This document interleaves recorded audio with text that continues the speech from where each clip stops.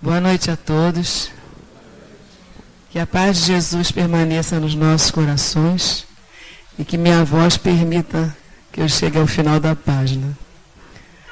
A página é de Emmanuel, do livro Vinha de Luz, e titula-se Nossos Irmãos. E a citação está em João, capítulo 4, versículo 21. E dele temos este mandamento, que quem ama a Deus, ame também a seu irmão. João. Comentário de Emmanuel. Em verdade, amamos a Deus em todos os motivos de júbilo dentro da nossa marcha evolutiva. O Evangelho, entretanto, é farto de recomendações no sentido de amarmos também os nossos irmãos entre as pedras e sombras da escabrosa subida. Certo, a palavra da Boa Nova não se reporta aos companheiros amados e felizes que já solucionaram conosco as questões de harmonia mental, e sim aos que respiram em nossa atmosfera, exigindo auxílio fraterno e seguro. São eles, os nossos irmãos doentes que reclamam remédio, os infortunados que pedem consolo, os fracos que esperam defesa, os ignorantes que anseiam por esclarecimento, os desajustados que necessitam de compreensão, os criminosos distanciados do socorro e da luz, os insubmissos que nos desafiam à tolerância, os desequilibrados que nos induzem a vigiar para o bem, os demolidores que nos oferecem o ensejo de reconstruir, os revolucionários que nos auxiliam a reconhecer os benefícios da ordem, os que nos ferem, ajudando-nos a desbastar as próprias imperfeições, os que nos perseguem e caluniam, proporcionando-nos a oportunidade de suportar com o Cristo na prática do Evangelho. O irmão iluminado e bondoso em si já representa uma obra viva do Pai, através da qual o conhecemos e admiramos. O irmão ignorante ou infeliz, porém, é uma obra que o céu nos convida a amparar e embelezar no rumo da perfeição em nome do Todo Misericordioso. Se amas a Deus no irmão que te entende e ajuda, não te esqueça de honrá-lo e querê-lo no irmão que ainda te não pode amar. E essa frase encerra todo o comentário que eu possa fazer. Se amas a Deus no irmão que te entende e ajuda, não te esqueças de honrá-lo e querê-lo no irmão que ainda te não pode amar. Que assim seja. Que todos nós possamos ter uma reunião bem proveitosa, possamos sair daqui com o coração renovado para poder amar a todos indistintamente, como Ele nos ama.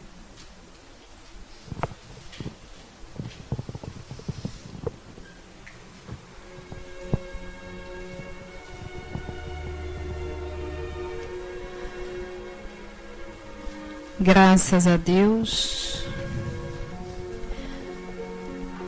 Obrigada, Senhor, por mais um dia, mais uma noite em Tua casa. Obrigada, Senhor, por termos conseguido chegar até aqui. Obrigada, Senhor, por tudo que recebemos. Obrigada, Senhor, pelos obstáculos que surgem em nossas caminhadas, pois sabemos que são oportunidades de crescimento, de fortalecimento para o nosso espírito. Obrigada, Senhor, por tudo. E te rogamos nesse momento, por todos que nesse momento encontram-se aflitos, chorando, com fome, com frio, que o teu amor possa estar envolvendo, e temos a certeza que está, a todos esses corações aflitos, sejam encarnados ou desencarnados. Te rogamos, Senhor, envolve toda essa humanidade, e que nós aqui hoje, que aqui chegamos, possamos estar receptivos às reflexões que serão trazidas pelo nosso companheiro. Que possamos, Senhor, estar com os nossos corações, com as nossas mentes abertas, para que possamos absorver, apreender e sairmos daqui refletindo como é bom, Senhor, estar contigo. Envolve o nosso companheiro Marcelo, que ele traga, de acordo com as nossas necessidades, o teu evangelho, Senhor. Obrigada por tudo mais uma vez. E é em teu nome, Jesus querido, em nome dos nossos guias e protetores, dos protetores espirituais desta tarefa, mas acima de tudo em nome de Deus, é que estamos dando por iniciada a reunião da noite de hoje. Envolve-nos, envolve o nosso companheiro Marcelo, e que a noite seja de muita harmonia, de muita paz e de muita luz. Que assim seja. Graças a Deus. Boa noite. Agora é estranho a gente não se ouvir no microfone, né? Parece que a gente está sem voz, mas que a paz do Senhor Jesus, que o nosso querido mestre possa estar ao nosso lado em mais esse momento de reflexão, de estudo, nesse espaço de amor, nessa casa tão querida que nos acolhe, que nos recebe, que nós possamos sair daqui cada vez mais fortalecidos no propósito maiúsculo, magnânimo de nós caminharmos mais ajustados com as questões, com os elementos e os fatores que estão dispostos diante de nós para que nós possamos dar conta de toda a tarefa que nos cabe. Então, bendita seja a casa que abre sua porta para poder nos receber, para poder promover em nós o tratamento necessário e, consequentemente, nos dar todo o apoio. É sempre motivo de muita alegria quando a gente vem à casa, embora hoje, com a saudade, com a ausência física da nossa querida tia Guacira, que está se recuperando da sua disfunção orgânica, que os bons amigos possam cuidá-la, tratá-la em suas necessidades e que ela possa retornar o mais breve possível à tarefa, né? Uma outra consideração importante a fazer é que nós estamos numa casa espírita e não olvidemos que numa casa espírita tem espíritos. E o que é mais interessante, esses espíritos que nos acompanham até aqui e os espíritos que já se encontram aqui, eles têm um firme propósito de promoverem um autotratamento ou até mesmo nos auxiliar no processo de recuperação das nossas desorganizações, desestruturações físicas. Então é muito importante que ao chegarmos a casa, a gente abra o nosso canal de sensibilidade. Até aqueles que falam assim, mas eu não sinto nada, né? O famoso médium paralelepípedo, né? Eu não sinto nada, eu não ouço nada. Esse negócio para mim é muito estranho, porque o pessoal fala aí, esses negócios, mas eu não sinto nada, né? Isso é um ledo engano, né? Isso é um ledo engano. Os canais, eles precisam estar dispostos, abertos, porque a primeira barreira é a descrença. Se nós nos colocamos em dúvida se realmente existe a presença de Espírito entre nós, seguramente mais difícil será a sua participação, o seu concurso perante as nossas necessidades. Então aqui é um momento onde a gente, como nós podemos ver no início, a nossa irmã procurando dar esse conforto, essa estabilidade emocional, esse relaxamento, para que nós possamos perceber melhor, sentir melhor, para que os eflúvios magnéticos possam chegar junto a nós de uma maneira bem mais eficaz. Então, dita aí as primeiras considerações, as primeiras saudações, o tema que nos propuseram para a noite de hoje trata de um capítulo do livro Renovando Atitudes, do nosso querido Hamed. E a lição tem como título Eu Não Merecia. Eu acredito que vocês já tenham posse do tema, né, que ele já seja divulgado antecipadamente, e vocês já tenham um entendimento que hoje nós iríamos tratar de um assunto como esse. E aí a gente fica pensando, bom seria se a minha sogra pudesse vir hoje aqui ouvir esse tema, né? O meu chefe, se ele pudesse vir aqui, o meu chefe, seria muito bom, né? Meu vizinho, aquele perturbado, seria muito importante ele estar aqui, porque todos eles são barreiras para o meu progresso. Todos eles atormentam a minha vida, né? Deixam a minha vida bastante difícil, né? Aí se a gente quiser aumentar o leque, já pensa no marido, na esposa, aqueles que vieram desacompanhados, já pensa logo na tia, né? Já pensa no cunhado que é problemático, já pensa num monte de gente que acaba sendo um verdadeiro problema para a nossa felicidade, né? Porque nisso tudo tem um fato interessante. Nós somos infelizes por causa dos outros, correto? Tempo para pensar. Porque se nós não pensarmos nas coisas, a gente não consegue tirar proveito delas, né? Mas é interessante que pode ser que os que responderam que não estão já sob o efeito do relaxamento que a nossa irmã nos propôs. Os que pensaram, os que ficaram em dúvida, né, estão pensando assim, mais ou menos, porque ou não é. E tem aqueles que realmente, que efetivamente acreditam nisso. Por quê? Porque na hora mesmo do fervor, naquela hora mesmo, né, da emoção, na hora que nós saímos de todo o estado de estabilidade mental, psíquica, a gente fala mesmo, né? Você é um entrave na minha vida, né? Quando a gente para avaliar o sentido dessa expressão, a gente não consegue, de fato, abster todo o conjunto, toda a carga emotiva que envolve uma expressão como essa. E até mesmo a crença de que os nossos irmãos que caminham conosco são obstáculos para a nossa vida. Quando nós usamos essa expressão, eu não merecia, ou mais comumente, ninguém merece, essa aí o pessoal lá fora fala bastante, né? Quando nós usamos essa expressão, nos apresenta muito claramente a questão de que, será que nós entendemos muito bem o papel de nós estarmos no planeta ainda com características como as nossas?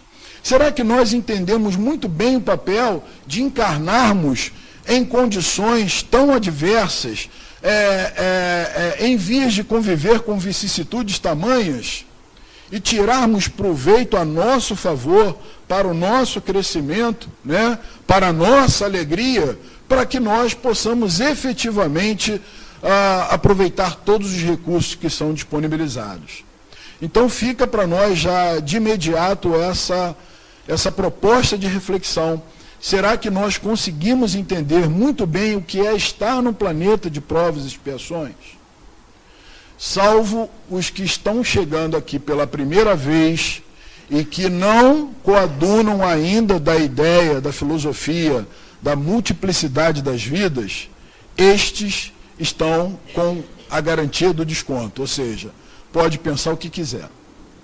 Mas aqueles que já frequentam a casa espírita, que já têm acesso ao estudo das obras básicas, e já começa no seu mundo interior trabalhar a possibilidade da compreensão de que nós não estamos vivendo hoje pela primeira vez, a coisa muda de figura radicalmente. Por quê? Porque a gente começa a entender o que representa a nossa presente existência. Qual o sentido da nossa presente existência? Por que que é tão necessário que nós tenhamos que conviver com situações tão dolorosas, tão aflitivas? Aliás, Kardec e os espíritos dedicaram no Evangelho segundo o Espiritismo um capítulo específico para tratar essas questões, que nada mais é do que uma reflexão acerca das bem-aventuranças que o Cristo nos asseverou. E lá no seu capítulo 5, seu capítulo 5, trata do bem-aventurados os aflitos.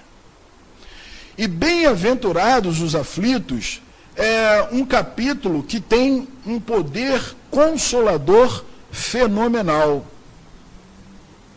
Enquanto nós aguardarmos a oportunidade de estarmos aqui, podendo trazer um sentimento para os queridos irmãos, nós observávamos algumas mensagens, e dentre elas tinha a possibilidade da gente aprender como se fazer o Evangelho no lar, o culto do Evangelho no lar.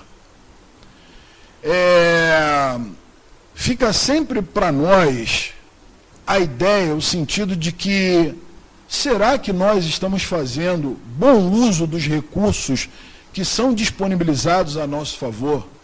Será que a gente consegue de fato pegar um material como esse e refletir sobre, e começar a sentir no nosso canto, no nosso quarto, no nosso mundo interior, para que tudo isso tenha efeito em nossas vidas? Então, nesse nosso primeiro momento, meus irmãos, todas essas provocações é para a gente avaliar o que nos traz hoje aqui a Casa Espírita. O que traz cada um de vós aqui na casa hoje? Vocês têm ideia, vocês têm sentido do que fez com que vocês se afastassem dos seus pontos de origem, saíssem nessa temperatura relativamente baixa e viesse aqui ficar por alguns minutos ouvindo um perturbado falar para vocês? Vocês têm noção disso? Obviamente que essa movimentação tem um fundamento, tem uma razão e tem um para quê. Se nós pudéssemos avaliar as nossas escolhas, só nessa atual, nessa presente existência, a gente pararia para pensar assim: quantas coisas que aconteceram na minha vida, que se eu tivesse um pouco mais de experiência, um pouco mais de maturidade, um pouco mais de compreensão, eu teria feito uma outra escolha. Alguém aqui já teve a oportunidade de fazer essa reflexão? Eu, com 45 anos, já fiz inúmeras delas. Inúmeras delas. E aí, quando a gente sinceramente faz essa reflexão, a gente está meio que conversando com o Pai, de que, Senhor, será que eu posso ter a oportunidade de fazer uma escolha diferente? Será que é possível eu voltar no tempo e fazer diferente? Será que é possível a gente voltar no tempo e fazer diferente? Obviamente que não. Para o Espírito não existe tempo. A relação com o universo ele é atemporal. Porém, para a nossa estrutura dimensional, para o nível dimensional que nós estamos, as nossas escolhas do pretérito já refletem no agora. O que nós rigorosamente podemos fazer é mudar a nossa postura mental hoje, para que a gente possa construir um amanhã, aí sim, mais de acordo com as nossas expectativas. Mas só pelo fato de eu perguntar a Deus, ou desejar que Deus me responda se eu tenho oportunidade, já é uma comunhão com uma lei grandiosa do Pai, que é a lei das multiplicidades das existências, que é a lei da reencarnação, da palingênese, ou seja, de eu poder retomar o curso da minha caminhada diante das escolhas infelizes e poder agora sim tomar novas decisões. Se isso está na lei e se isso é toda prova de amor, toda possibilidade que o Pai nos concede, seguramente, meus queridos irmãos, na retomada da caminhada, quem nós iremos encontrar? Na sua grande maioria, afetos ou desafetos. Eu não preciso pensar que eu esvaí vidas, que eu ceifei vidas. Eu não preciso fazer regressão. Eu não preciso fazer regressão para entender que eu abusei do meu campo sexual, da minha energia sexual. Eu não preciso fazer. Eu não preciso fazer regressão para entender que eu contrariei muitas pessoas, que eu tirei a paz de muitas pessoas. Eu preciso fazer regressão para isso? Haja visto as experiências que eu vivencio na atual existência. Agora, o que eu sou capaz de fazer com essa possibilidade diz respeito à natureza da minha conquista moral. O quanto eu avancei no entendimento das leis da criação. Se eu avancei bastante, eu vou entender que tudo isso foi fruto da minha infância espiritual, dos primeiros degraus, dos primórdios, aonde eu estava muito mais próximo da animalidade do que da angelitude.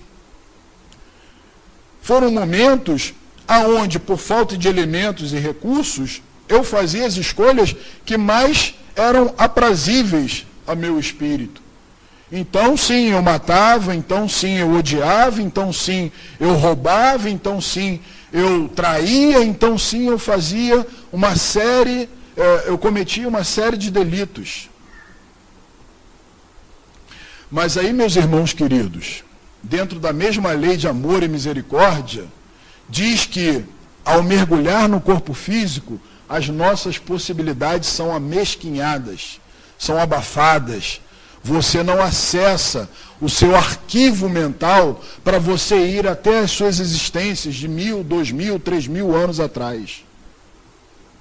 Por amor aos seus filhos, às criaturas, Deus nos deixa livre para escolher, para fazermos as opções que poderiam e efetivamente podem granjear para nós um estado de equilíbrio, o estado de felicidade, o estado de plenitude da alma.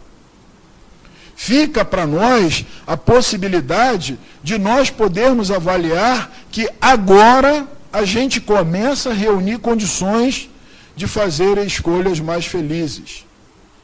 Então, retomando o Evangelho segundo o Espiritismo no seu capítulo 5º, no seu item 3º, que fala da justiça das aflições, a gente pode entender que,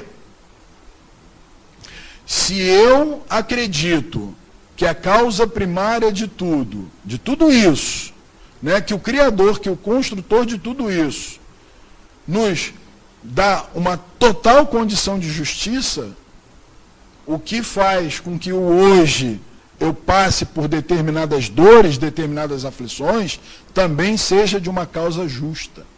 Também tenha um sentido para que eu possa trabalhar em mim o paraquê de tudo isso. E aí, é exatamente na questão das relações é que nós vamos estabelecendo o critério para a nossa evolução espiritual. A forma que nós temos de, através do convívio, através daqueles que são de extremo atrito na convivência, o motivo, o mecanismo, o instrumento pelo qual eu possa progredir. Muito oportuna a página que vocês têm em mãos, que fala mais ou menos isso, da possibilidade de nós lidarmos com os irmãos. E aí a gente para pensar, quando Cristo fez aquela reflexão acerca de quem é a minha mãe, quem são os meus irmãos. Quando Cristo fez essa reflexão, muita gente pensou que ele estava batendo pino, como se dizia, né? Que ele estava variando das suas possibilidades mentais. E aí não entenderam o sentido, por que ele não reconhece quem é a mãe dele, quem são aqueles que convivem na intimidade do lar. Porque ele já estava passando para nós uma mensagem, meus queridos irmãos. Ele já queria dizer claramente para nós que o seio familiar, ele é importante para cada um de nós, à medida que a gente ainda não compreende o que é ser irmão em humanidade. Enquanto eu não compreendo o que é ser irmão em humanidade, eu preciso experimentar o laboratório da família, com diversas e diversas relações de pai, ora filho, ora mãe, ora marido, ora esposa, ora sogra, ora sogro, enfim. Para quê? Para que, em meio a todo esse processo pedagógico, nós possamos extrair daí o sentido de cada experiência. Ao passo que, se eu pensar que aqueles que hoje coadunam, possuem a mesma tipagem sanguínea que a minha, a mesma configuração genética que a minha, esses sim são os que eu realmente tenho que me preocupar, que dar atenção, como naturalmente nós observamos na sociedade, nós estaremos ainda muito distante do propósito que Emmanuel trata nessa querida e bela página de reflexão para nós. Então, a gente pode pensar que primeiro eu preciso entender um pouco da minha responsabilidade sobre o meu pensamento, sobre o meu sentimento, sobre as minhas ações. É a primeira coisa que eu preciso pensar. Por quê? Porque isso reflete em mim, isso reflete em torno de mim a maneira como eu penso, a maneira como eu organizo meus sentimentos, a maneira como eu reajo, ou eu me emociono, ou eu deixo de me emocionar, que é um outro problema sério, né? A constricção emocional, ou seja, a retenção das emoções. Certa feita, um companheiro do Leon Denis nos contou que, primeira vez que ele chegou no Leon Denis, ele tomou um susto enorme, né? Porque ele foi lá para acompanhar a esposa. A esposa, eu quero ir lá e tal. Ele falou, onde é? Lá em Bento Ribeiro? Tá bom, então vamos lá. E foi acompanhando a esposa. Quando ele entrou, ele tomou um susto, que ele viu dois homens se abraçando, se cumprimentando, e um dando beijo na face do outro. Falou, o negócio aqui é esquisito. Essa casa aí, esse negócio de ficar um abraçando o outro, né? E isso, ele contando para nós, foi muito impactante para ele, né? Porque ele não foi educado para ter esse tipo de expressão, né? Eu lembro bem que eu recebi uma série de orientações, tipo, engole o choro, né? Homem não chora, né? Que isso? Vai dar uma de mulherzinha, de mariquinha? Fica firme! Né? Isso é constricção emocional. É você reter aquilo que está servindo como um dreno, como um processo de exudação emocional, você retém. Então nós fomos orientados para isso. E obviamente, isso tem consequências. A primeira consequência, obstrução dos canais energéticos. A sua energia, ela deixa de fluir de maneira igual, de maneira harmônica, e você começa a criar nódulos energéticos. Segunda consequência, esses nódulos energéticos, eles começam a vibrar em distonia, causando desequilíbrio orgânico. A terceira consequência, quando o órgão começa a receber energias de baixa qualidade, ou desarmonizadas, ou distônicas, ele começa a reagir, a processar uma síntese proteica completamente oposta do que vinha sendo feito. E a partir desse momento está estabelecido a enfermidade. Este é o processo do surgimento de uma doença. Que normalmente, quando nós recebemos o diagnóstico médico, nós dizemos assim: Pai, por que fizeste isso comigo? Desculpe o grito. Por que, Senhor, comigo? Por que isso comigo? O que até certo ponto é extremamente normal. Passado alguns segundos ou alguns minutos, é o tempo que você tem que se permitir a essa reflexão, você imediatamente precisa entender o que significa dizer para o Pai: Pai, por que isso comigo? Eu não merecia isso, Pai, passar por isso. Porque, meus irmãos, convenhamos, nós temos conhecimento exato da força, da energia, da correlação da nossa estrutura espiritual com a nossa estrutura física. Nós sabemos como nós estamos conectados, espírito com o corpo físico. Nós temos a exatidão de como se estabelece. Eu acredito que a grande maioria de nós não. A grande maioria de nós não tem a menor ideia. Mas olha só, Kardec já dizia que a ciência, ela anda de par, ela deve andar de par, de mãos dadas com a religião. Não pode haver fissão, não pode haver ruptura. Uma corrente não pode puxar para o lado e a outra para o outro. Espiritismo é ciência, filosofia e religião. Então elas têm que andar de par. Sabe o que está acontecendo? Tem um hospital nos Estados Unidos, a HeartMath, que está fazendo, aliás, já concluiu a experiência. Pegou um grupo de pessoas e fez a coleta de material genético dessas pessoas. Retirou células, foi lá no núcleo delas e separou o material genético, o DNA delas. Pegou essas pessoas, colocou num prédio, numa sala, e submeteu essas pessoas a uma série de estímulos. No mesmo prédio, numa sala ao lado, o material genético foi colocado e, ao mesmo tempo, feitas as devidas medições de como esse material se comportava. Ou seja, a nível de abertura de alça, a nível de transcrição de material, ou seja, comportamento genético. O que eles começaram a observar?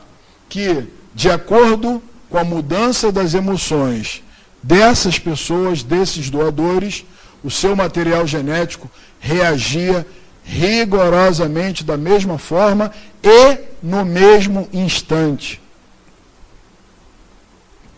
O que os cientistas resolveram fazer no outro momento? Pegaram esse material e começaram a distanciar. E à medida que eles iam distanciando, eles iam identificando a mesma reação nos elementos que eram considerados. Eles pararam de fazer o exame quando colocaram o DNA a 80 quilômetros de distância, porque eles foram, até parar numa outra cidade. E o DNA continuava reagindo rigorosamente da mesma forma como o seu emissor, como aqueles que tinham sido separados e submetidos a estímulos estavam reagindo. Qual a conclusão que nós podemos chegar? Que o nosso pensamento age e interage diretamente com a nossa estrutura genética, com a nossa intimidade celular, promovendo assim modificações significativas, para o bem ou para o mal. Aí vem a física quântica e diz assim: todos nós estamos interconectados no universo através da vibração, porque tudo no universo vibra. A matéria nada mais é do que a condensação de algo, né, que nós podemos chamar de energia, e que a doutrina espírita, por orientação dos espíritos, chamam de fluido cósmico universal. O fluido cósmico universal, ele se condensa, e as suas inúmeras condensações criam corpos, criam estruturas, que faz com que todos nós, partindo de uma mesma matriz, partindo de uma mesma matéria-prima, vibramos uníssonos, da mesma maneira. Isso, meus queridos irmãos, é a ciência, comprovando, atestando e garantindo que os espíritos já vêm nos falando há longas e longas datas. O que falta para nós? Material para reflexão? O que falta para nós? Capacidade de entendimento? O que falta para nós é o que o Evangelho chama de maturidade do senso moral. Independe de idade, de crença, de cultura, de nível social, depende única e exclusivamente da maturidade do espírito, daquilo que o espírito é capaz de receber e processar. Por isso, a grande reflexão para nós, na noite de hoje, é talvez em cima daquilo que André Luiz, esse glorioso mensageiro do mundo espiritual, nos fala acerca do que nós somos, né? Ele diz claramente que nós somos herdeiros de nós mesmos. Se nós somos herdeiros de nós mesmos, compete a alguma pessoa alheia à nossa própria vontade a responsabilidade da nossa felicidade ou da nossa infelicidade? Está na mão de alguém a nossa felicidade? Então por que a gente pensa que alguém destruiu a nossa vida? Por que a gente acredita que alguém matou os nossos sonhos? Por que a gente acredita que alguém realmente é capaz de nos fazer infeliz? Meus irmãos, isso só vai acontecer de fato se nós negligenciarmos a nossa capacidade de potencializar a nossa vontade e de colocar acima de tudo, de qualquer coisa, o nosso poder de pensar, de interagir, de mudar os nossos hábitos, os nossos conceitos. Tem pessoas que dormem há mais de 40, 50, 60, 70 anos com o mesmo pijaminha. Eu conheço uma pessoa que ganhou um pijama de presente. Quando ele abriu o pacote, no dia do seu aniversário, ele olhou e fez assim, legal, né? E imediatamente sumiu, porque ele não dorme sem o pijama de mais de 50 anos lá. Aquele pijama tá um bagaço. Aquele fiapinho, aquele trapo, né? Eu dou os parabéns à tecelagem que preparou aquele material, as mãos caridosas das costureiras que fizeram, porque resiste bravamente às intempéries, né? Ao suor, né? Às altas temperaturas do corpo, né? As outras substâncias que o nosso corpo exala, né?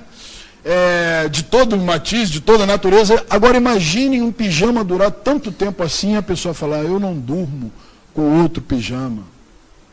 Eu tinha um primo que eu interrompi a trajetória dele com o travesseiro dele. ele dormia já por longos, aproximadamente, ele estava com uns 10, 11 anos de idade, ele dormia uns 10, 11 anos de idade com o mesmo travesseiro. Eu não sei dizer qual a cor de um travesseiro que nunca foi lavado. Vocês imaginam a cor que a gente pode determinar para um travesseiro assim? Dizia minha avó que é cor de burro quando foge. Eu nunca vi um burro fugindo, então eu não sei como é que é essa cor. Mas o travesseiro era horroroso. Ele chegava a ser... você botava ele em pé, ele ficava em pé. De tão... sua estrutura tão... calcificada, digamos assim. Né? Uma coisa horrorosa. Então ele botava o dedinho na boca, enrolava o bico da fronha e enfiava no nariz. Ai, está me dando agonia. 12 anos até que um dia eu falei, eu vou interromper essa trajetória. Eu não quero ver meu primo sofrendo desse jeito. Vocês imaginem quando esse rapaz ficar noivo e casar. A noiva, a mulher dele, tem que dormir, dividir o espaço com aquele travesseiro horroroso. Aí eu peguei o travesseiro, eles tinham uma casa em São Pedro da Aldeia. Obviamente, se essa palestra fosse transmitida em rede nacional, eu estaria perdido, porque até hoje ele não sabe quem jogou o travesseiro dele fora. Está gravado? Ah, meu Deus. Eu não devia ter dito isso. Mas meu irmão, ele é evangelizado, ele não vai me chantagear. Também não vou falar o nome do meu primo. Mas eu joguei longe o travesseiro. Né? Joguei lá no terreno, lá em São Pedro da Aldeia. Deve ter sido uma festa para os seres que ali habitavam, né? Aquelas minhocas. Deve ter sido, material delicioso, né? Que coisa boa. Não sei, né? Alguns nem quiseram comer de tão ruim que devia estar. Mas o que nós estamos querendo dizer nesse momento de descontração? Nós estamos querendo dizer que nós somos cheios de manias. Nós somos cheios de hábitos. E são hábitos que, por mais que passem desapercebidos, incomodam. São hábitos que incomodam. Não estou falando do ronco. O ronco incomoda, mas o ronco já é de natureza fisiopatológica. Tem que ser tratado, né? Já vi uns olhando para o outro aí, tá vendo? Não fui eu que falei para ele, não. Ele tá sendo guiado aí, porque eu não falei nada. Como é que ele sabe que você ronca, né? Estou falando do ronco. Nós estamos falando daquelas manias. Tipo assim, né? A pessoa acabou de tirar a roupa. Chegou do trabalho e tirou a roupa, né?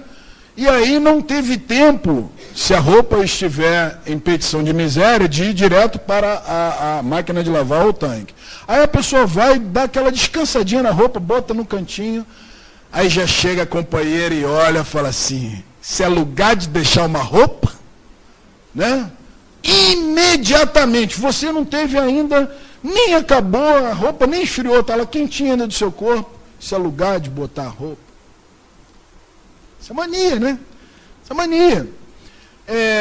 A minha mãe tinha mania de quando ela limpava a casa, você tinha que entrar volitando. Porque se você pisasse no local lá onde ela encerou, e era aquela encerada, aquela coisa linda, assim, brilhava, né? Aí eu falava, hoje eu preciso pensar num lugar para eu ir dormir, porque em casa não dá. E ela simplesmente ficava transtornada quando alguém entrava com o pé com areia. Isso é um tormento. Isso é um tormento. Tem uma outra muito interessante, a minha tia, essa é minha tia. Ela, domingo, ela come galinha ensopada com batata, arroz, feijão e maionese. Sendo que a maionese tem um detalhe particular. Ela passa a colher em cima e ela fica lisinha, a maionese. Um dia eu era guri, cheio de fome, era mais ou menos umas 11 horas da manhã, eu resolvi mexer na maionese aí. Meti a colher na maionese. Quando ela olhou, meu Deus, quem mexeu aqui? Eu falei, foi eu. Podia não? Não! né? Servido impreterivelmente ao meio-dia, né? A gente procura sempre pedir os amigos para não desencarnar e não ser sepultado ao meio-dia de domingo, porque se for, ela não vai. Se for meio-dia de domingo, ela não abre mão. O que é isso? As manias que nós vamos estabelecendo ao longo de muitas e muitas experiências. Nós vamos construindo as nossas zonas de conforto. E essas zonas de conforto, essas posições, elas vão se tornando cada vez mais difíceis, porque nós fazemos uma nutrição bioquímica do nosso corpo para esse tipo de emoção e vai se tornando cada vez mais difícil, né? Por exemplo, quem gosta de tomar lá a sua pinga, né? Vai. Tem todo um ritual, né? Pergunto eu, o que significa as células pulando. Que beleza! Aí as células fazem isso, o cara. Não é verdade? Quando a gente vai estudar um pouquinho comportamento celular, a gente vê que as células, elas são estimuladas para determinadas coisas. Por exemplo, quando a gente avalia células de pessoas que gostam de mandar, autoritárias, aí a gente já olha logo, né? Eu amo a minha sogra, por isso que eu sempre uso o exemplo da sogra. A gente já olha logo para a sogra. Porque a sogra diz, né, para onde você vai na lua de mel, a sogra diz qual é a cor do terno que você tem que usar no dia do casamento. Ela já começa a participar da sua vida efetivamente, né? Sempre com conselhos agradáveis, sempre com aquelas informações de altíssima relevância, né? Brincadeira à parte. Mas quando a gente avalia a célula de uma pessoa mandona, as características da célula, ela produz substâncias de extrema atitude, de extrema feição, de substâncias que são extremamente vinculadoras a esse tipo de comportamento. Então está lá a pessoa pensando assim, isso tem que ser desse jeito, mas não tem uma outra maneira melhor? Olha, eu pensei bem, não pode não, porque se não for assim, mania. Ela não abre a possibilidade de existir um ponto de vista que seja diferente do dela. Porque foi assim que ela construiu a partir do seu pensamento, do seu juízo de valor, do seu conjunto de ideias. Ela foi construindo aquilo, e isso foi se estabelecendo no patrimônio físico. A gente já conversou sobre isso aqui. Eu fiz a seguinte pergunta: a gente come com o quê? A gente come com os olhos.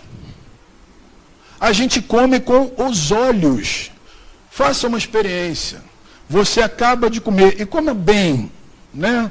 Pega aquele pratão mesmo, aquela feijoada bonita, aquele, né? Se alguém não jantou ainda vai ficar aí nervoso, mas pega mesmo, pesado. Aí vai e faz uma experiência, né? Vai na casa de uma pessoa bem chegada, tem que ser alguém bem chegado, para você chegar na hora da comida da pessoa, né? Na hora do almoço da pessoa tem que ser alguém muito chegado, né? Sogra é uma delas. Chega na casa da sogra, a sogra está fritando, fazendo um bobó de camarão. Bobó de camarão todo mundo normalmente gosta, né? Então vamos de bobó. Está fazendo bobó de camarão. Você acabou de comer. Aí você olha para aquilo e aquilo está...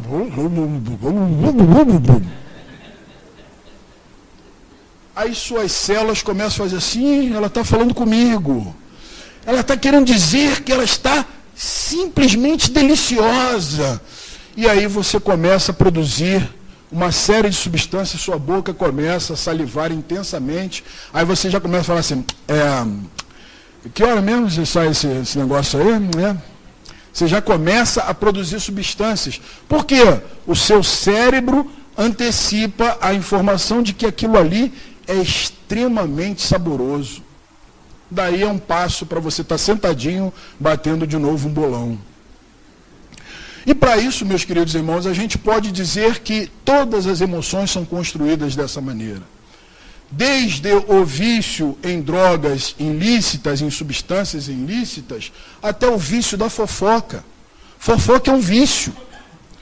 A gente fala, quando vê está falando. Fala de todo mundo, fala de quem aparecer, fala de quem não conhece. Né? A esposa do príncipe saiu de praia, lá de praia, foi para uma praia lá, sei lá, Saint-Tropez, sei lá onde ela foi, que o pessoal faz topless. Como é que pode fazer topless? Uma mulher da corte. A gente emite as opiniões para tudo quanto é lado. Isso é vício.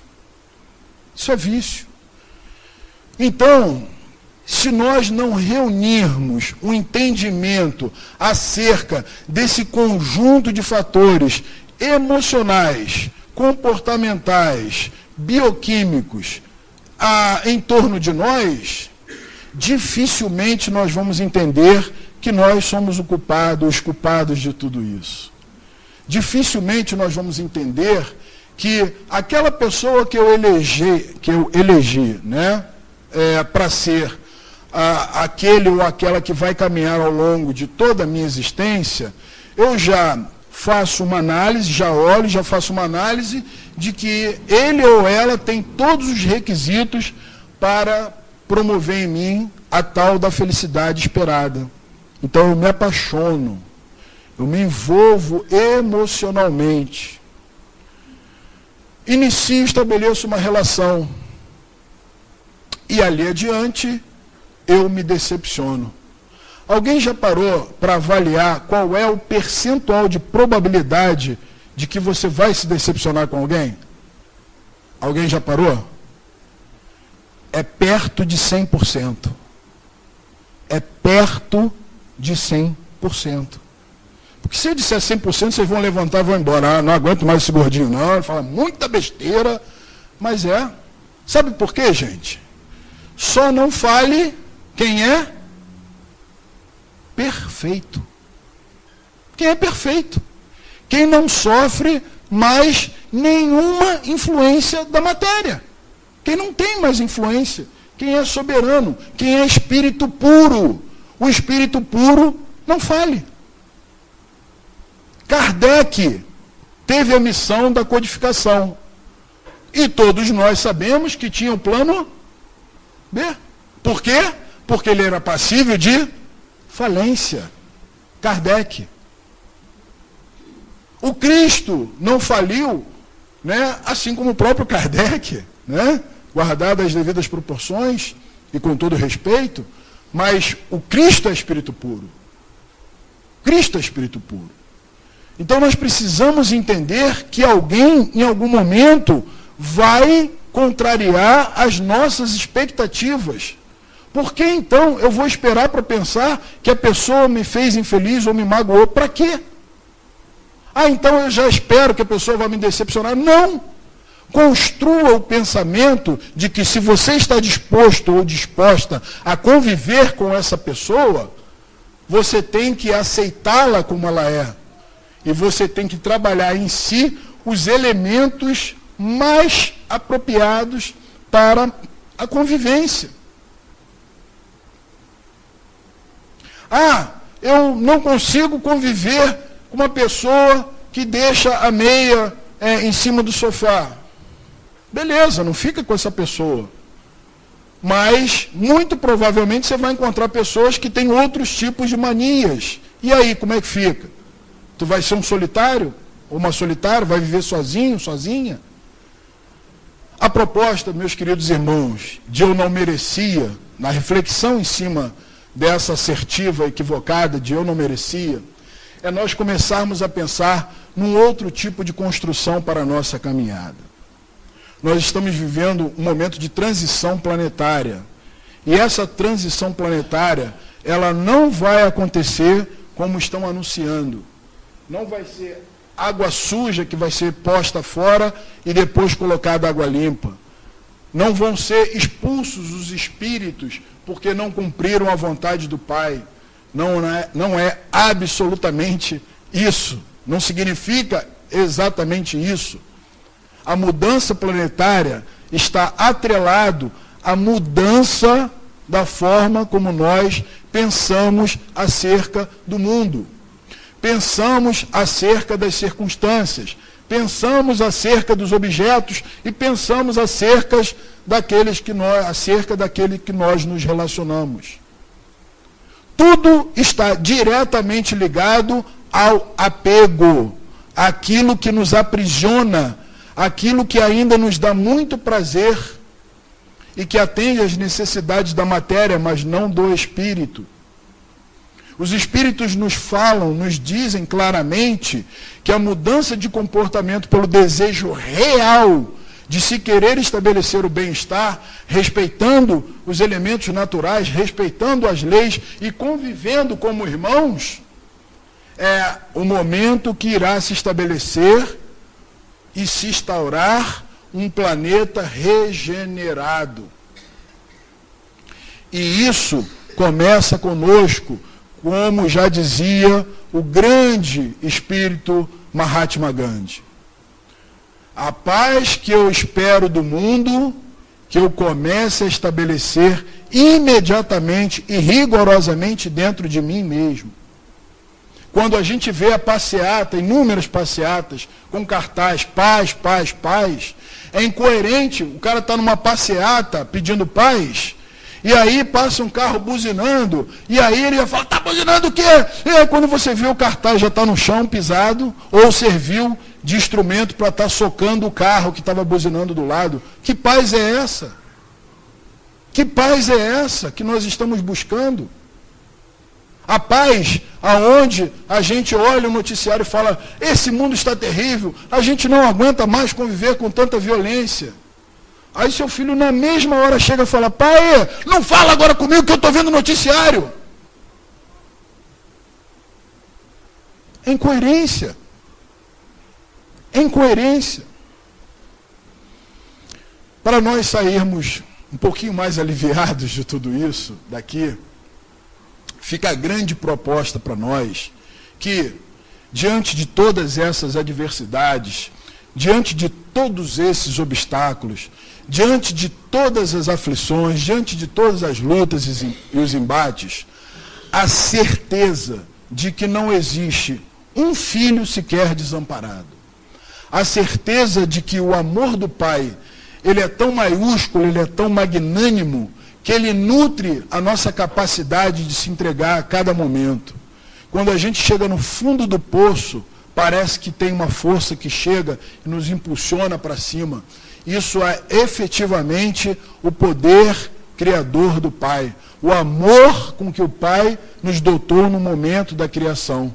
E é justamente pelo amor que nós vamos estabelecer um nível de relação mais saudável, com mais respeitabilidade, com mais honradez, com mais crença em valores morais, aonde a gente possa realmente dizer assim, este meu irmão, eu homenageio pela grandeza do seu sentimento, e reciprocamente o irmão pode dizer a mesma coisa.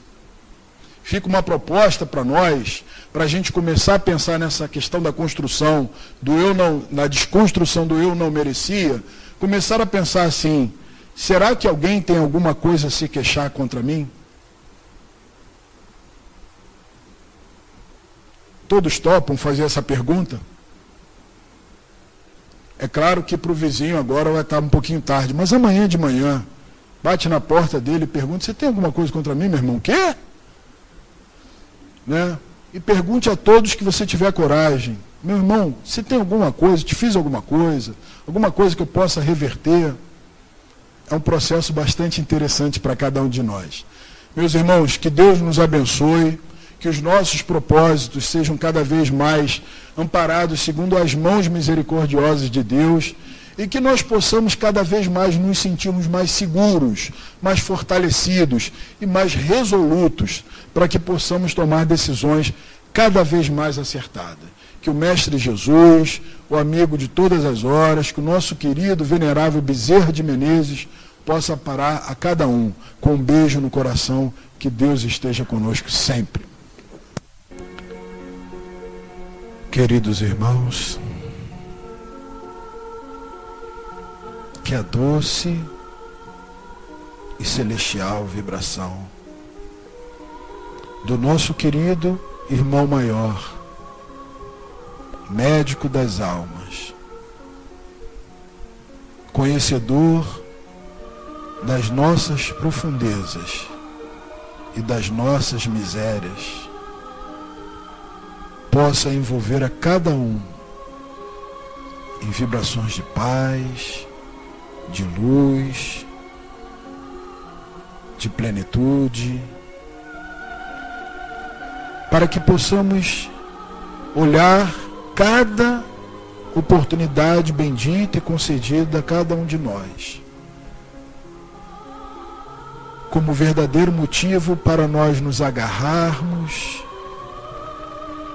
e colocarmos a toda prova o nosso potencial de poder amar, poder pensar,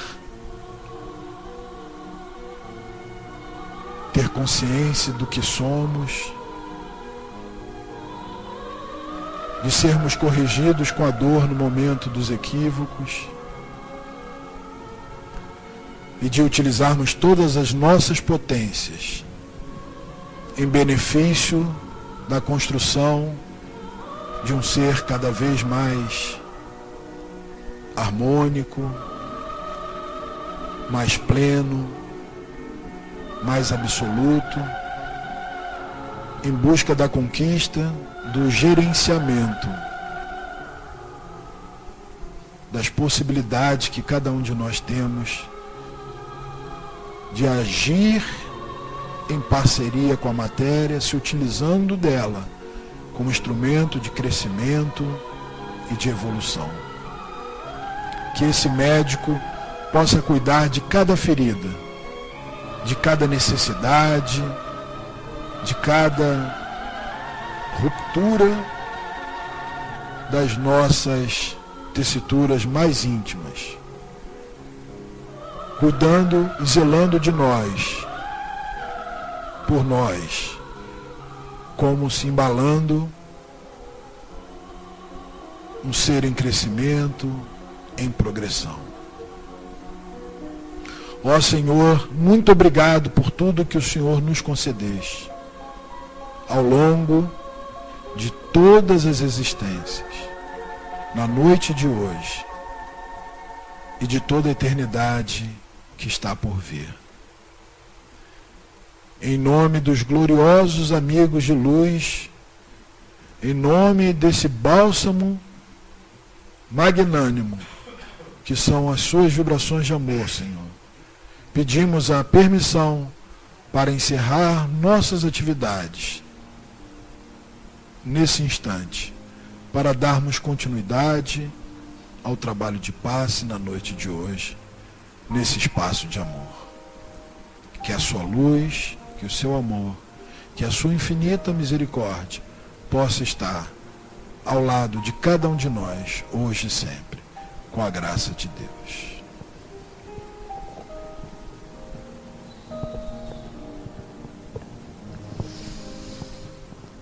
Obrigada, Senhor. E é em teu nome, Jesus querido, em nome dos nossos guias e protetores, e acima de tudo em nome de Deus, que encerramos a primeira parte de nossas atividades. Obrigada, Senhor.